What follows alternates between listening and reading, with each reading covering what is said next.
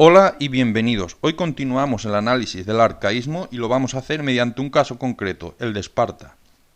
Esparta fue un caso singular en la Grecia clásica. La polis espartana es el resultado de una evolución que empieza justo después de las invasiones dorias y acaba en el siglo VI a.C., proceso que analizamos en este vídeo, y también analizamos la ciudadanía espartana.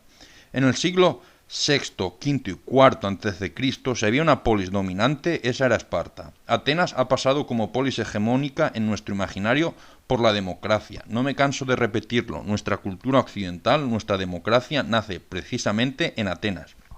En cambio, los regímenes totalitarios han usado a Esparta como modelo y ejemplo. Lo que quiero decir es que en los siglos VI, V y IV a.C. la gran mayoría de los griegos admiraban a Esparta, pero no quiere decir que quisieran vivir como los espartanos, admiraban el deber para con la ley y la polis. Mirad Leónidas, por respeto a la ley, solo pudo llevar 300 soldados de su guardia personal a las Termópilas, pues durante la Carnella ningún ejército espartano podía abandonar Laconia, y además no se rindió y murió en batalla. He aquí un ejemplo de disciplina y obediencia espartana. Esparta fue la capital de Laconia, y Esparta solo se aplicaba al núcleo urbano. Lacedemonia fue el nombre común para designar tanto Esparta como el territorio. Esparta se sitúa en el valle del Eurotas, entre las montañas Taygeto y Parnonas. No está cerca del mar y entre montañas, por lo que el frío en invierno era y es importante. Esparta está en una posición geográfica fácilmente defendible. Al norte se encuentra la entrada al valle del Eurotas, al este y al oeste montañas y al sur el golfo de Laconia. Es un golfo lleno de corrientes traicioneras, tanto para los espartanos como para sus enemigos, por lo que los lacedemonios no desarrollaron una importante flota y basaron su poder en el ejército hoplita. Los lacedemonios creían que sus ancestros eran los dorios, los cuales invadieron el Peloponeso y se hicieron con el control de Laconia hacia el 950 a.C. Los reyes descendían del mismísimo Hércules. Al principio los dorios se asentaron en 5 aldeas, y aparentemente 2 aldeas controlaron a las otras 3. Por eso hubo 2 reyes y 5 éforos. Las 5 aldeas, mediante un proceso de sinecismo, se unificaron en torno al núcleo urbano de Esparta. Con el tiempo, Esparta se convirtió en el poder dominante de Laconia y usó su fuerza para expandirse a costa de otros estados griegos y llegará a conquistar Mesenia, como veremos. Artísticamente, Esparta produjo cerámica. Se ha encontrado poca, pero de calidad, así como figuras de bronce votivas en el santuario de Artemis Ortia. Almán y Tirteo fueron los grandes poetas líricos espartanos del arcaísmo. En el clasicismo, todas estas expresiones artísticas se reducen al mínimo por la retra de Licurgo. La retra es la ley máxima espartana, su constitución, revelada por Apolo en Delfos a Licurgo. Dirigía toda actividad hacia el beneficio del Estado, y particularmente la actividad militar. Los griegos creían que esto sucedió hacia el siglo IX a.C., pero actualmente, aparte de que Licurgo existiera o no, se detecta este cambio legislativo y la consolidación política espartana a mediados del arcaísmo. La dureza espartana, la idiosincrasia espartana, fue una respuesta al vivir rodeados por pueblos que habían conquistado y esclavizado, y en concreto los mesenios. Cuando la tierra arable de Laconia empezó a escasear, para sostener a la población, Esparta miró a sus vecinos del suroeste del Peloponeso, Mesenia. También lo intentó previamente con Argos, pero Argos derrotó a Esparta. En la primera guerra de Mesenia y en la segunda, Esparta conquistó el 40% del Peloponeso y redujo a los mesenios al estado de ilotas, población, por otro, marcadamente superior a los lacedemonios. Gracias a esta expansión, los espartanos no fundaron colonias, a excepción de Taranto. En esta diapositiva vemos las guerras mesenias. Las guerras importantes son las 2 primeras, donde Esparta se expande por Mesenia y consolida su poder. Son guerras que duran 25 años, son guerras largas en las cuales los principales estados del Peloponeso toman parte. Corinto por Esparta, Argos y Arcadia por Mesenia. Las guerras mesenias se podían resumir como la continuación de las guerras de los dorios contra los arcadios. Estas guerras consolidaron la reforma política en Esparta y fueron la razón de un estado totalitario y militarizado, con una violencia institucionalizada hacia los ilotas. Los mesenios, según Jenofonte, odiaban a los espartanos hasta el punto de querer comérselos crudos, y siempre que pudieron, intentaron recuperar su libertad, como en la tercera guerra mesenia, tras el terremoto que arrasó Laconia. En esta guerra, parte de los mesenios pudieron ser rescatados por Atenas y trasladados a Naupacto.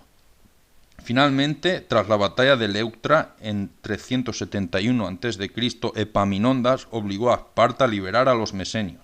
Los mesenios fundaron Mesene y durante el helenismo gozaron de plena independencia política, desafiando y enfrentándose a sus antiguos amos. El Estado espartano estaba orientado para mantener un ejército con su máximo poder. Las decisiones individuales no eran una opción.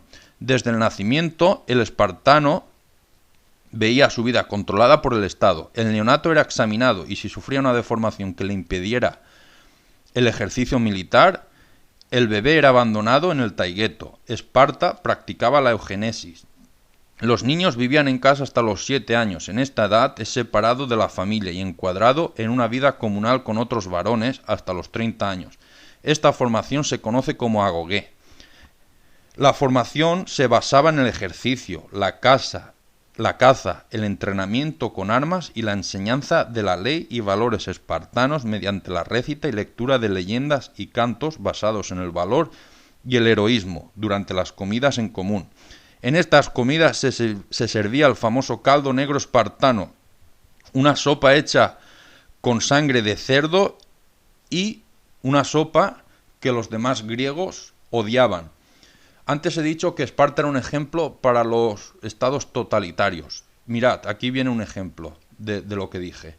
La Alemania nazi intentó cocinar este caldo negro para las juventudes hitlerianas, pero al parecer las juventudes hitlerianas dijeron que este caldo que se lo comiera Hitler. La disciplina en la agogué era dura, con castigos físicos y verbales para aquellos que fracasaran en alcanzar los objetivos del entrenamiento. Un entrenamiento dirigido a preparar al espartano para la dura vida militar. Incluso si el alumno fallaba, el profesor o entrenador podía recibir castigo. Los chicos eran alimentados frugalmente, así desarrollaban el sigilio para robar comida, y si eran pillados, pues recibían el debido castigo. En muchos manuales de historia encontraréis el ejemplo de un niño espartano que roba un zorro. Para no ser descubierto, mete el zorro debajo de sus ropas. Y cuando se encuentra un adulto que le dice que qué hace, pues el niño no cuenta la verdad y el niño muere por las heridas que el zorro le hace debajo de las ropas. Este es otro ejemplo de cómo un espartano desde pequeño pues tenía que mantener el sigilo a toda costa. En el periodo clásico, los adolescentes eran sometidos a la cripteia. Cripteia viene de cripteo, ocultar en griego. Era una prueba de fuego en la cual estos adolescentes eran abandonados sin comida ni agua y tenían que sobrevivir furtivamente. También tenían que asesinar a cualquier ilota que consideraran peligroso. Y en efecto, los éforos declaraban la guerra a los ilotas cada año. Una vez pasado este examen, el éfobo pasaba a ser homoio, los iguales, uno de los iguales. Los que fracasaban caían en desgracia. Los homoioi se encuadraban en las sisitias, comidas comunales, de unos 15 miembros. Estos eran examinados y aceptados, y también podían ser rechazados. Una vez admitido, el homoio contribuía a las comidas mediante trigo, centeno, queso, higo y vino provenientes de los cleros o lotes de tierra que el Estado espartano asignaba a los ciudadanos espartanos, y los cuales eran trabajados por los hilotas. Si alguien fallaba en contribuir, era expulsado y perdía sus derechos como ciudadanos. Estas comidas comunales continuaban la enseñanza del agogué, y se recordaba que la lealtad de los homoioi era para con el Estado espartano y no para con la familia. Los hombres jóvenes establecían lazos afectivos y amor físico con sus compañeros, con los cuales iban a la batalla. En este ambiente los chistes y las bromas pesadas entre compañeros curtían el carácter de los soldados. Los homoioi a los 30 años formaban parte de la apela y estaban obligados a engendrar descendencia. Vayamos ahora a las mujeres. En Esparta gozaban de una relativa gran libertad comparadas con el resto de Grecia.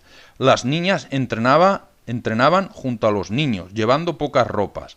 Las mujeres estaban libres de trabajos manuales porque los hilotas trabajaban por ellas.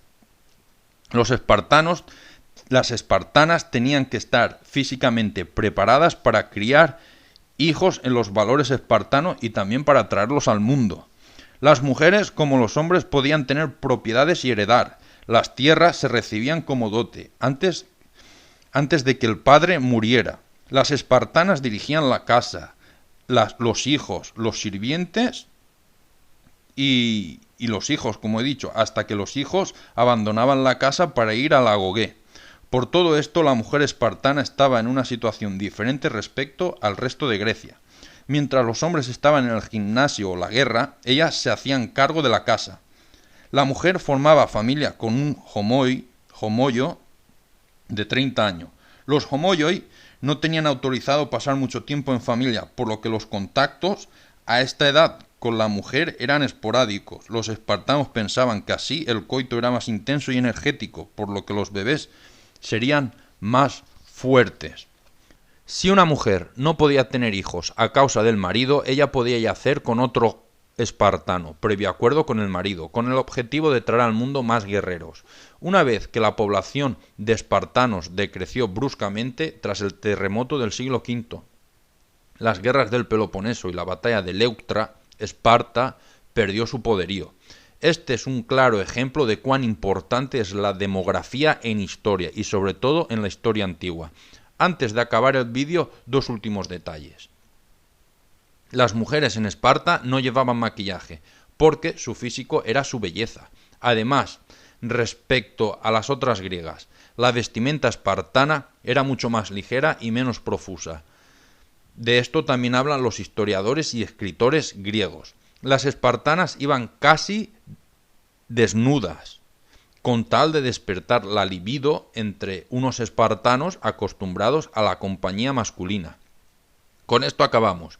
En el siguiente vídeo explicaremos el funcionamiento de la polis, la estructura social, la cultura y las relaciones exteriores con otras polis. Gracias por escucharme.